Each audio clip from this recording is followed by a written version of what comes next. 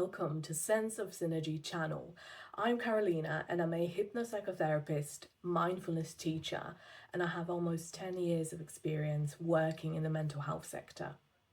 Over the years, I've supported countless individuals towards better mental health and well-being. And today, I'm bringing those insights and tools to this channel.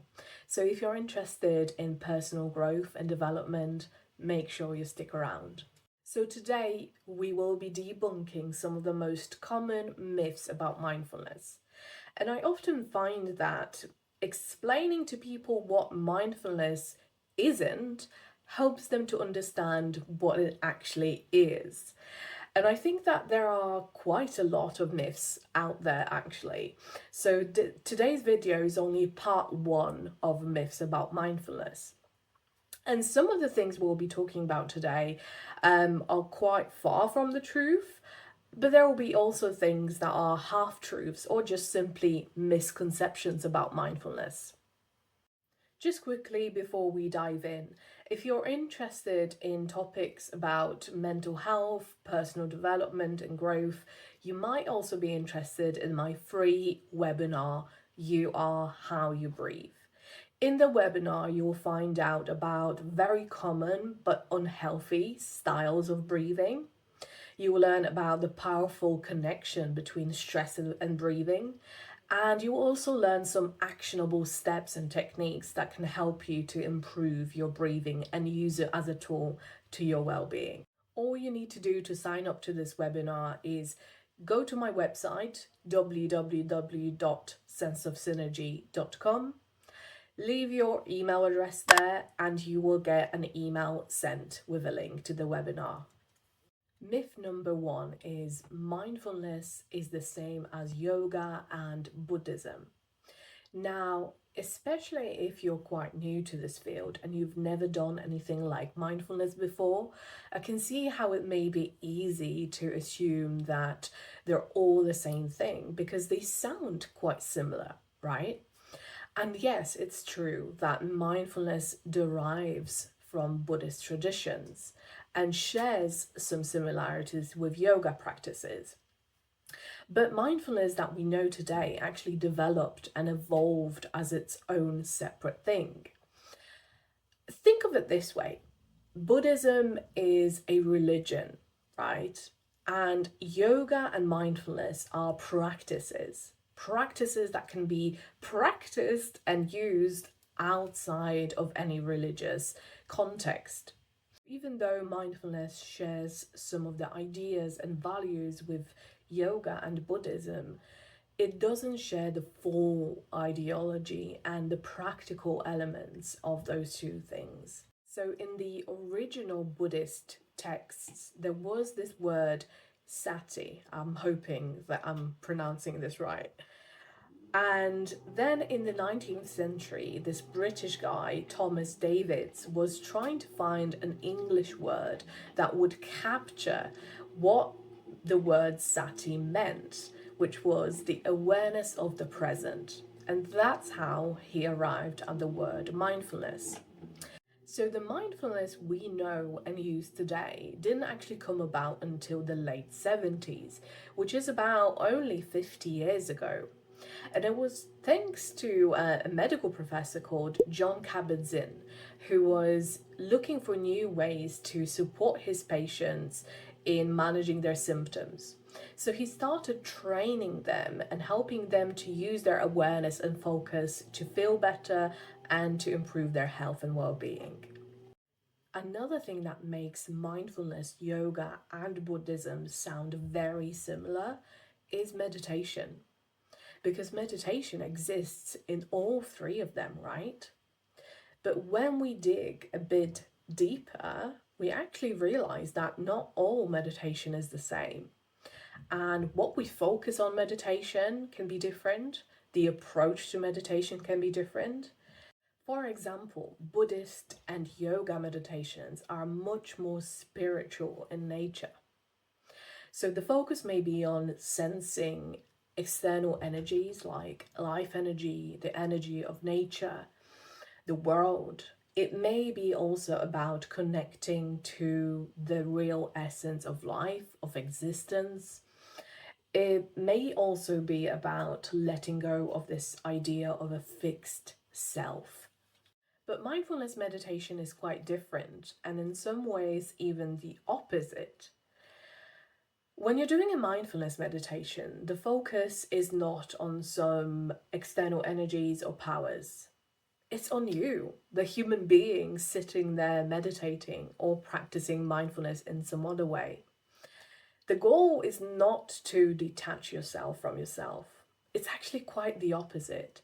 It's about learning how to sit and notice, observe, acknowledge, and accept you for who you are as a human being, your thoughts, feelings, body sensations, and experiences. And where Buddhist meditations may focus on clearing your mind entirely, mindfulness sees your thoughts as an inseparable part of being a human being.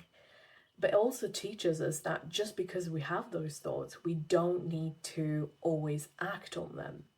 Myth number 2: mindfulness is only for spiritual people. So, just to clarify once again, you absolutely don't need to be subscribed or follow any particular belief system or religion in order to practice mindfulness. And that's because at its core, mindfulness is about us. It's about you and me. It's about human beings and our everyday experiences. And think about Jon Kabat-Zinn, who is the father of the mindfulness we know and practice today. He is not a Buddhist at all, but he firmly believes that mindfulness is a tool that can support everyone's well-being, regardless of what they believe in or what religion they follow. Myth 3: mindfulness is about meditation. And this one may be the biggest myth out there, I think. And I think that's because whenever we hear the word mindfulness, the word meditation often follows. And that can create this misconception or misunderstanding that mindfulness is basically only about meditation. But that's simply not true. And if there's one thing I want you to take out from this video today, it's this: you can practice mindfulness without meditation. When we talk about the formal practice of mindfulness, we normally mean meditation. So, deliberately using our mind and body to focus and engage in this act of meditation. So, you can meditate for a minute or you can meditate for hours. It really varies. Different types of meditations that mindfulness offers can be things like body scan or loving kindness. You can meditate sitting up or lying down, but mindfulness can also be practiced informally, which essentially means living mindfully, living in the here and now, living in the awareness. And that doesn't have to mean that you're having to create new habits and things to do during your week or during your day. It's about embedding those values and ideas of mindfulness into what you already do in your weekly, daily routine. And I've already given you some examples of how you can do that in my previous video, What is Mindfulness? So just an example, maybe on your way to work, you have to pass through a park. And perhaps because you've been doing that for months or years, you just do that on an autopilot. You just aim for your final destination, which may be a bus stop, a train station, or your workplace, right? So you're not really consciously aware of that moment when you pass through the park.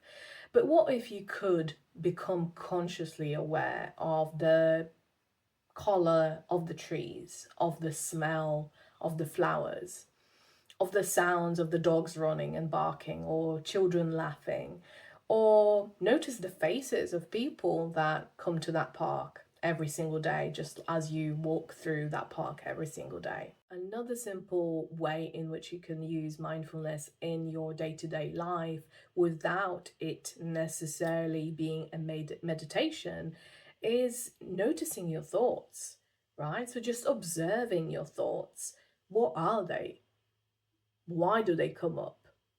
Why do they come up in this specific moment? What made me think that? Why do I think that?